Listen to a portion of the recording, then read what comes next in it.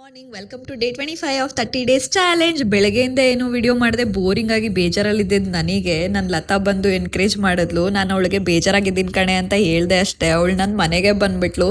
ನನ್ನ ಮನೆಗೆ ಬಂದುಬಿಟ್ಟು ಮತ್ತೆ ಅವಳು ನನ್ನ ಫೇವ್ರೇಟ್ ಮೋಮೋಸ್ ಸ್ಪಾಟಿಗೆ ಕರ್ಕೊಂಡು ಹೋದ್ಲು. ಅಲ್ಲಿ ಹೋಗಿ ಮೋಮೋಸ್ ತಿಂದ್ಬಿಟ್ಟು ಮತ್ತೆ ಕೆಫೆ ಸ್ಟೋರೀಸ್ಗೆ ಹೋದ್ವಿ. ಇದಿರೋದು ಆರ್ ಆರ್ ನಗರದಲ್ಲಿ.